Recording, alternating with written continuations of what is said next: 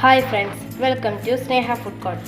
ഇന്ന് നിങ്ങൾക്ക് മുമ്പിൽ ഈ വീഡിയോ ഇട്ടിരിക്കുന്നത് എങ്ങനെ എളുപ്പത്തിൽ എഗ് ഫ്രൈഡ് റൈസ് ഉണ്ടാക്കാമെന്നതിലാണ്. ഇതിനായി നമുക്ക് ആവശ്യമുള്ള സാധനങ്ങൾ: മുട്ട ചിക്കിയത്, ഇത് കുരുമുളക് പൊടിയും ഉപ്പും ഇട്ട് ചിക്കിയെടുത്തതാണ്.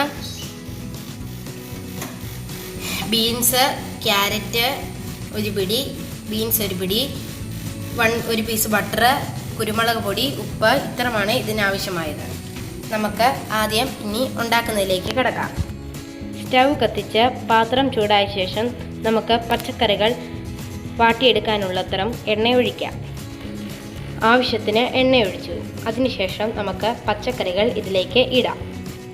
നിങ്ങൾക്ക് മുട്ട ഇതിൻ്റെ കൂടെ ചിക്കി എടുത്തതിന് ശേഷം പച്ചക്കറി ഇട്ട് വേണമെങ്കിലും വഴട്ടാം.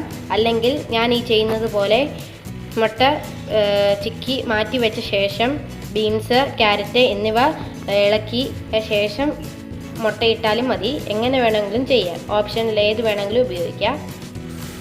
ക്യാരറ്റും ബീൻസും ആവശ്യത്തിനുള്ള എടുത്തിരിക്കുന്നത് ഇതിലേക്ക് ചേർക്കാം. ഇതിന് ശേഷം ഇത് നന്നായിട്ട് ഇളക്കി കൊടുക്കുക.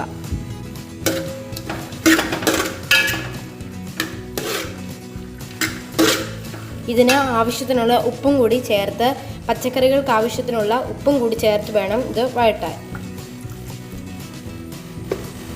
ഇനി നമുക്ക് നന്നായിട്ട് ഇളക്കി ചെറിയ രീതിയിൽ മൂപ്പിച്ചെടുക്കാം.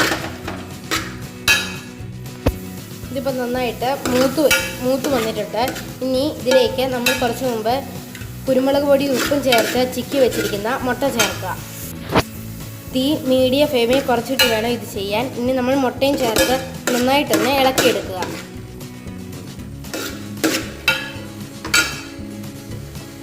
ഇനി നമുക്ക് ഇതിലേക്ക് ഒരു ടേബിൾ സ്പൂൺ സോയാ സോസ് ചേർക്കാം. സോയാ സോസും ചേർത്ത് നന്നായിട്ട് ഇളക്കി യോജിപ്പിക്കുക. ഇനി നമുക്ക് ഇത് നന്നായി മൂത്ത് വന്നിട്ടുണ്ട്. ഇനി നമുക്ക് ഇതിലേക്ക് ഫ്രൈഡ് റൈസ് അരി ചേർക്കാം. ഈ ഫ്രൈഡ് റൈസ് അരി ഞാൻ 90% വേവിച്ചെടുത്തതാണ്. ഒത്തിരി കുഴയരുത്. ഫ്രൈഡ് റൈസ് ഉണ്ടാക്കുമ്പോൾ നമ്മൾ പ്രത്യേകം ശ്രദ്ധിക്കണം. ഒരിക്കലും അരി കുഴഞ്ഞു പോകരുത്. അതിനായി നമ്മൾ വേവ് നോക്കി വേണം എടുക്കാൻ. ഇനി നമുക്ക് അരി ഇതിലേക്ക് ചേർക്കാം. ഇനി നമുക്ക് ഇത് ഒന്ന് ഇളക്കി യോജിപ്പിക്കാം. ഇത് നന്നായി ഇളക്കി യോജിപ്പിച്ചിട്ടുണ്ട്. ഇനി ഇതിലേക്ക് നമ്മൾ കുറച്ച് മുമ്പ് എടുത്ത ഒരു പീസ് ബട്ടർ ചേർക്കുക. ബട്ടറും ചേർത്ത് ഇനി നമുക്ക് നന്നായി ഇളക്കി യോജിപ്പിക്കാം.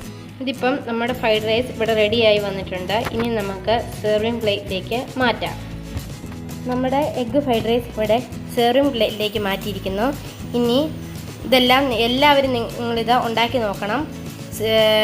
ഇതുകൂടാതെ സബ്സ്ക്രൈബ് ചെയ്യാനും ലൈക്ക് ചെയ്യാനും ഒപ്പം ഷെയർ ചെയ്യാനും മറക്കരുത്. എല്ലാവരും ഉറപ്പായിട്ട് ഈ വീഡിയോ ട്രൈ ചെയ്യുക. താങ്ക്